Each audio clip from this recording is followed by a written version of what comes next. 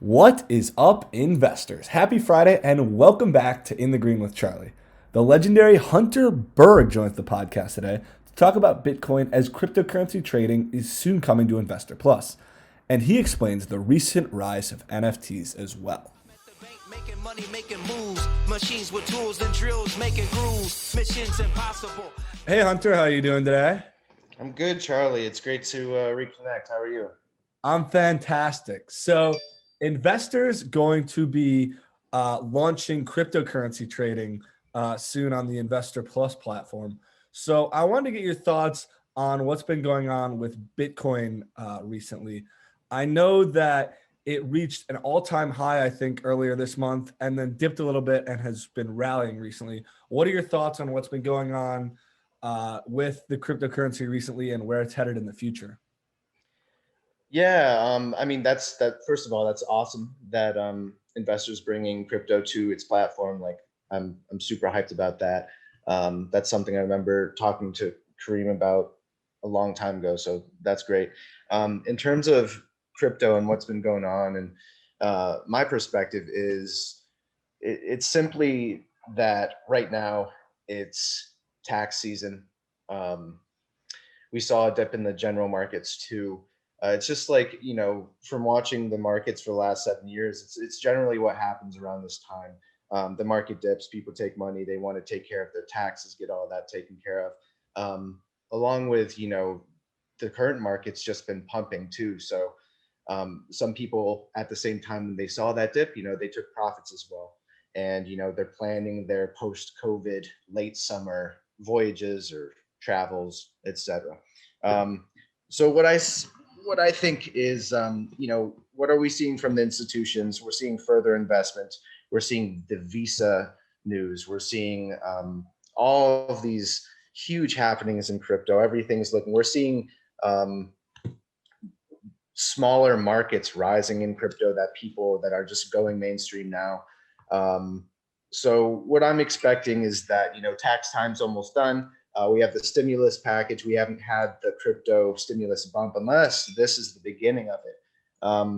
I very much think that soon enough, um, we'll just keep going. Things as usual for the crypto space. What do you think are the biggest challenges facing crypto over the next year and a few years? That's a great question. I mean, mass adoption is a huge part of it. Is watching how regulations, and we talked about that last time, so I don't really want to focus on that. Regulation is a big thing. Institutional investment and seeing it eke into our cultures across different countries, at different regions across the world. Seeing how it ekes into pop culture and whatnot. Um, how people are going to respond to that is a really um, it's kind of like a dark horse within the space, um, once the culture builds around it and continues to build to get bigger and bigger, then that has such a major impact on everything. One thing I've read about a little bit recently is all the energy consumption that Bitcoin uses. I think I read recently that Bitcoin uses more energy than I think like Finland or something. So, how do you think that the cryptocurrency community will deal with this? Is this going to be a major challenge for Bitcoin going forward? What type of challenges does this pose for mass adoption of cryptocurrency? Yeah, that's something that I haven't paid enough attention to personally. It's something that I've been starting to read about lately, but the I didn't know that it consumes more energy than Finland. But Finland's a pretty green country, so I mean, as far as countries, at least it's not using more than the U.S. Uh, so, but yeah, I mean, I think that's a big issue. Obviously, I'm very green oriented. I invest in solar and a lot of um, electric over oil companies. So yeah, that's something that a lot more working on that. For example, the Ethereum donation did something. I mean, the Ethereum Foundation uh, did something where they raised a ton of money, and they're creating these different DeFi protocols that are very much like reinvesting back into green energy and whatnot. So I do think that those problems are going to be more easily solved. Obviously, from my perspective, oil has been around since people have been, you know, complaining and trying to focus on green energy for dozens of years now. So the fact that, the crypto space isn't doing anything that the oil industry is doing. And because of that, I don't think that it's going to have a major impact on the growth. Gotcha. So recently, obviously, things like the announcement of like the Tesla investment of cryptocurrencies and other big organizations following suit have given a huge boost to Bitcoin's price. But what are some things that are maybe less in the headlines that have happened over the early part of this year so far that you think show why there should be big optimism for crypto going forward? Oh man, I mean, my biggest bias is the space that I work in, and is the NFT space. And people are starting to catch on to DeFi, to NFTs, and seeing these markets move from multi-million dollars to $1 billion in less than a year's time. And that's really what people need to will understand eventually, is that those little markets that are just starting to boom, those are all pin drops in the crypto space, and pin drops in terms of the potential that blockchain brings to not just the financial space and then the new age financial space, but also any / every industry. So on that note, what is an NFT? I've heard so much buzz about it. Could you just briefly explain what it is and why it's such a big deal? Of course, yeah. So first, let's just look at the term, fungible. If you talk about fungible, something that's fungible is something that is able to be exchanged and will hold the same value once it's exchanged. Okay. So you think of like the US dollar, you think of, commodities. Something that is non-fungible is therefore an asset that can't be substituted by something just like it, something very unique. Basically, every single thing that is an NFT is different from every other asset within the same class. So for example, you think of Fortnite skins, where you have a firefighter helmet, for example, and everyone wants that, but there's only 10 of them. So once they're gone, they're gone. And if you want them, too bad, you can't trade within the game of Fortnite. But the idea is bringing that to gaming, bringing that to the art world. If you can make it so that you can trade these assets that are so rare in the scheme of the world, then it's really kind of a perfect economy. People are going to pay for as much as they want that asset, if that So makes you sense. mentioned that blockchain is somehow involved with this. What is the relationship with blockchain and like these art pieces or these video game, skins or whatever? Right. So, you could have a non-fungible token in Fortnite where it's just that firefighter helmet. But if you create a token on a blockchain, like, using that technology, now you created something that exists that is not just, a figment of our imagination that would be on like Fortnite or something. It's tied to something that can be exchanged between any individuals all over the world. So that's where blockchain really makes non-fungible tokens, in terms of what we're seeing in the headlines, very possible. So something for digital artists, for example, there are amazing digital artists across the world, and many of their work has been copied. It's been taken, copied, and pasted into PowerPoints or into whatever. The idea is that that's been possible because there's no way of really creating ownership online.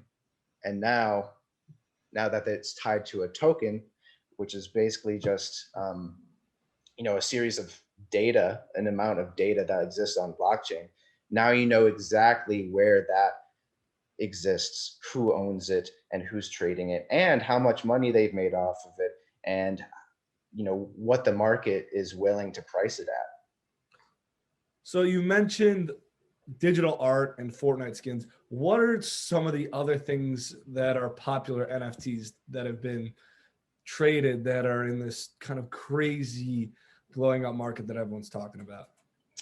Yeah, so I kind of think of it in terms of four main classes. The first one is collectibles, and the top collectibles, and you think of that as like, trying to think. I can't say Pokemon cards because that's tied to a game, but it's basically like baseball cards.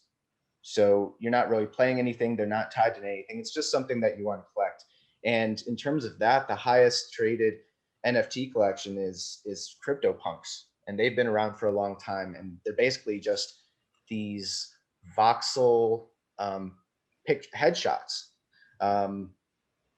And some of these things are selling for 30K per, and basically all it is just a picture of in voxels. So that's some of them. There's also avatars in that category. So that's the first class. And then you have gaming collectibles. So this might be trading cards. It might be something that you collect and then you import into a virtual world, like Axie Infinity. That's a really top project that I really like.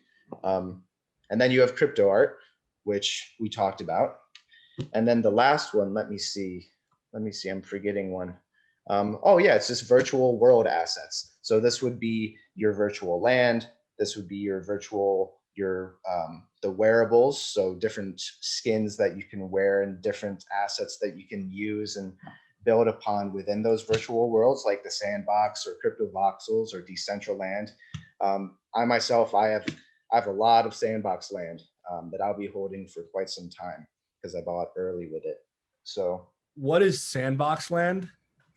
So there's this game called the Sandbox, and the Sandbox is a company that's been around for about a decade. And you can kind of think of this virtual world similar to Minecraft. So it's voxel based, and you go in there and everything you look around, you see everything is owned by someone. So there's an open marketplace where you trade. You can trade land, you can trade a shovel, you can trade a shirt that you made, and at the same time, there's they have their own voxel editor called VoxEdit, where you can build assets and then sell them to people. And so people are doing that. Voxel artists are coming in there and then commissioning whatever anyone wants to build and have on their yard or within their house that they created in the sandbox. Gotcha. Why is this becoming such a big deal right now? Why is this market exploding in 2021 as it is right now? Why did it not happen earlier? And what made it happen now instead of down the line, if not ever happening? Oh, absolutely. Like, that's my favorite question to answer, actually. So from my perspective, from a historical perspective, we've been moving towards, the internet has been getting more complex, and at the same time, it's been getting more simple. And what I mean by that is that the internet is going to continue to become more and more ergonomic for human beings, right? Because when you think about it, when you look online, you look on a computer screen, those are just extensions of people's thoughts and ideas, right? Into this whole thing that I and many people in the NFT space like to call the metaverse. It's very meta and it's very interconnected. So what I see in terms of, you have gaming, you have you have our generation, you have the generations that grew up in the 70s and 80s, playing in in arcades across America, across the world. And, so right now you have a culture that you have a world global culture who most of us grew up playing video games at this point. If you're 50 years old, you grew up playing video games. So basically we've been moving towards kind of a Ready Player One. I don't know if you've seen that movie. Yes. So that's, but I know the premise. okay. You know the premise. So I'm sure many of the listeners have heard it. have watched it. That's basically where I see the world moving in terms of gaming, in terms of online, in terms of whatever. So what made I think that most listeners could answer, it was COVID. It's shutting everyone in. All of the nerds become, we're all hyped up. We're all just gaming more. We're all learning about the NFT space. So now we're gaming. We're also making a ton of money as we're doing it. There are games right now in the NFT space that you can play and you can make a fair monthly income on. You can make a fair annual salary on from gaming, not being an esports player. You don't have to be amazing. You just have to put the time in. So COVID, I really think, sped the growth of this market up massively. And I entered this space right before COVID really hit, and to see how it expanded, because in the beginning it was just a lot of financial, like ex-financial people, traditional financial anarchists, I guess I would call them, or a lot of gamers, a lot of artists. And now you're seeing Elon Musk mint an NFT. You're seeing The Weeknd's going to start minting NFTs. It's just exploding. And the Beeple sale, the $69 million crypto art piece on Christie's, like it's just absolutely crazy. And what about this weekend with SNL's bit on it? That was just, I couldn't have been happier watching that. So you mentioned that you think the world is kind of going to this Ready Player One in that direction. Do you have any reservations about that? What are your thoughts on like kind of what that says about greater humanity and society? Yeah, I think that, there's certain, I mean, there's going to be social drawbacks, psychological drawbacks, but there's also going to be plus and positives. So yeah, I'm hoping to be one of the people that molds it more and has the power to push it in the more positive direction. And also, with my psych background, there's going to be businesses that and groups that are really trying to push this into a positive, into more of a positive domain. And the main thing from what I'm seeing is that, yeah, some people might get lost in the space, and I've been seeing that, but at the same time, people are making their livelihood on this. People are booming from, making $1,400 per month to making tens of thousands of dollars per month. And that's, that's wonderful. I see a lot of people all over the world in the space, and they were in the space earlier. A lot of I have a lot of Twitter followers in Africa and Southeastern Asia, from countries that are, definitely more poor than stable. And they've been owning NFTs and crypto for a while, and now, their savings is worth X. It's really acting as a social boost to many across the world. So one thing that you mentioned was you want to be someone who can kind of shape the future of this space. I know you have a startup. Could you just explain briefly what that is and what the impact of it is? Yeah, for sure. So, my company is called Nifty Drops. It's an app. It's on iOS and Android. It's going to be dropping mid to late April. And basically, what we're building this up to be is there's one NFT app, but it is very, it's designed to be for only one blockchain. And we see that, my team sees that as very, just way too focused, and there's not enough. Anyway, so basically, you can think of us as a directory of NFT drops or NFT launches, because the NFT space, if you think that you're a project and you made all of these tokens, right? Well, you have a lot of marketing, you set it up, okay, well, we're going to drop this many on this date, right? And they're going to be worth this on the primary and whatnot. So the NFT space is ran by launches and drops that happen every day.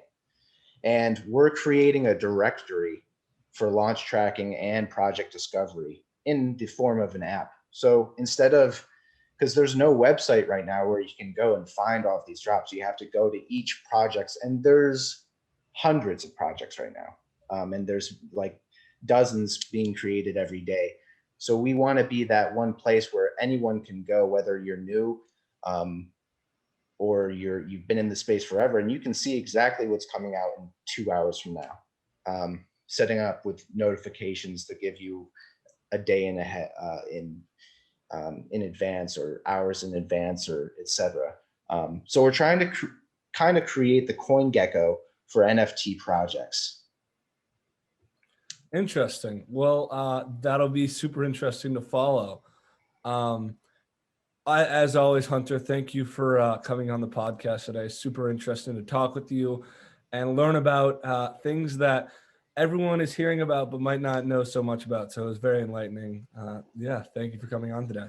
Yeah, thanks so much, Charlie. It's been a pleasure. And yeah, anyone on Invstr who wants to know more about NFTs or has any crypto questions, obviously I'm not a financial advisor, but I'll give you my opinions, and we'll have a nice conversation. Awesome. Thank you, Hunter. Thanks, Charlie. Bye. Making moves, machines with tools and drills making grooves, missions impossible. I am not a financial advisor, and my comments should never be taken as financial advice. Investments come with risk, so always do your research and analysis beforehand.